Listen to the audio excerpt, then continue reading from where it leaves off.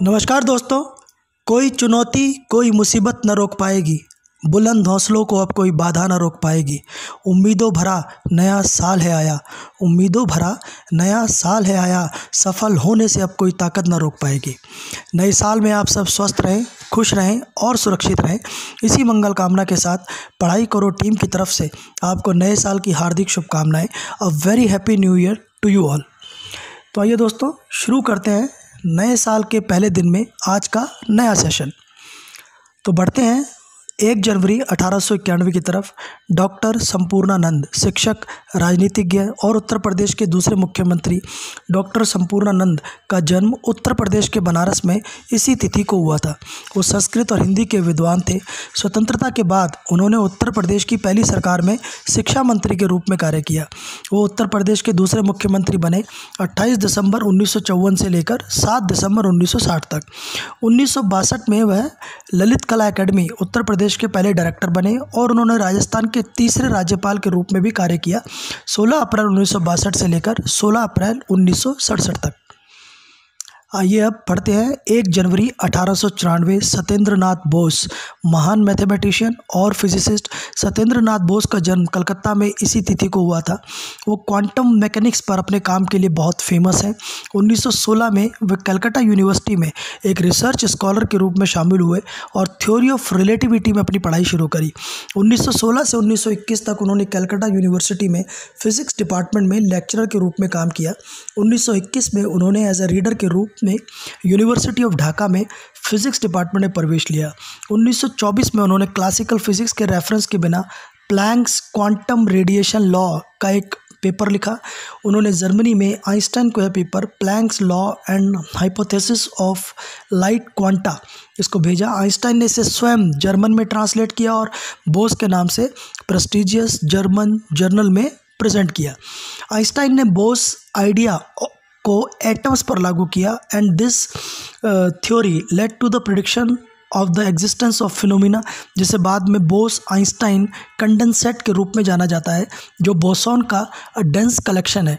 Boson ऐसे particle होते हैं such as photons, they obey Bose Einstein statistics.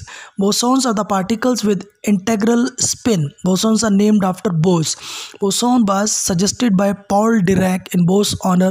Higgs boson, जिसे गॉड पार्टिकल के रूप में भी जाना जाता है, is one of the many boson. SN. Bose 1926 में ढाका यूनिवर्सिटी में डिपार्टमेंट ऑफ फिजिक्स के हेड बने और 1945 तक वे वहाँ फैकल्टी ऑफ साइंस के डीन भी रहे। 1947 में वो कलकत्ता वापस आ गए और 1956 तक यूनिवर्सिटी में पढ़ाया। वो एक पॉलीग्लोट थे, बंगाली, जर्मन, फ्रेंच और संस्कृत में बात कर सकते थे। 1954 में उन्हें पद्म विभूषण से सम्मानित किया गया। 1959 में उन्हें नेशनल प्रोफेसर के रूप में अपॉइंट किया गया, जो एक प्रोफेसर के लिए सर्वोच्च सम्मान है। Government of India establish the S N. Bose national centre for basic science through an act of parliament in Salt Lake Calcutta in 1986। उन्हें newly formed council of scientific and industrial research CSIR के एडवाइज़र के रूप में भी नियुक्त किया गया था। उन्हें इंडियन साइंस कांग्रेस के जनरल प्रेसिडेंट के रूप में अपॉइंट किया गया।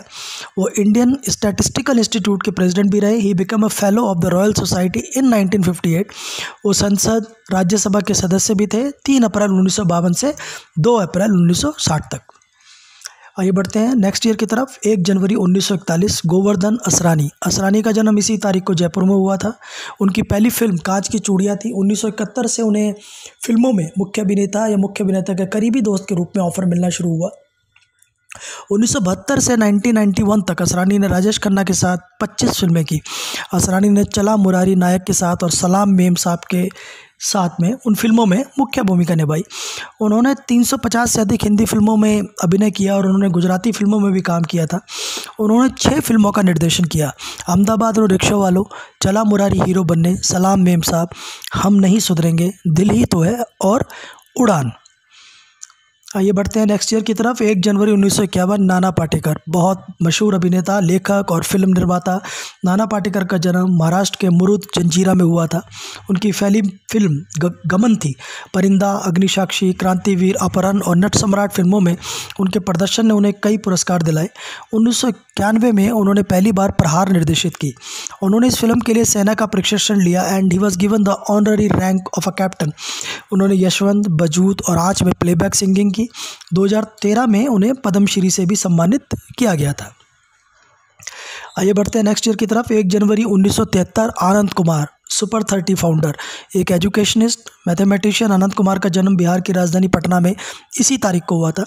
उन्होंने अपने सुपर 30 प्रोग्राम के लिए उनको बहुत जाना जाता है, जिसमें वो IIT JEE के लिए अंडर प्रिविलेज्ड और कुछ ज़रूरतमंद स्टूडेंट्स को फ्री कोचिंग देते हैं। 1992 में उन्होंने रामानुजन स्कूल ऑफ मैथमेटिक्स नाम से एक इंस्टीट्यूट शुरू किया, जिसमें उन्होंने मैथ्स पढ़ाना शुरू किया।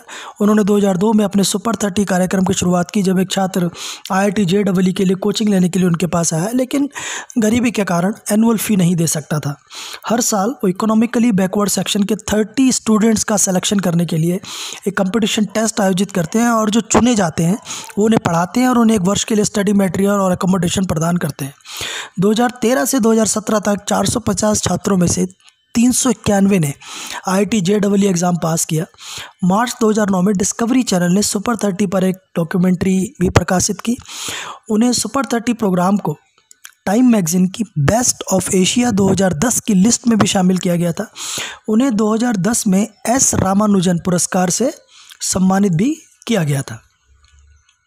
तो आज का question of the day, what is hockey player Dhyan Chand's autobiography name? आपके ऑप्शन है A goal, B hockey, C stadium and D Olympic. आप अपने आंसर नीचे दिए गए कमेंट बॉक्स में दे सकते हैं। तो मैं उम्मीद करता हूं दोस्तों कि आज का सेशन भी आपके लिए बहुत इनोवेटिव एंड इन्फॉर्मेटिव रहा होगा। आपसे रिक्वेस्ट है कि आप प्लीज़ यूट्यूब चैनल को, पढ़ाई करो कि यूट्यूब चैनल को सब्सक्राइब करें, लाइक करें एंड शेयर करें। पढ़ाई करो टीम की तरफ से all the very best and once again a very happy new year to you all. Thank you so much.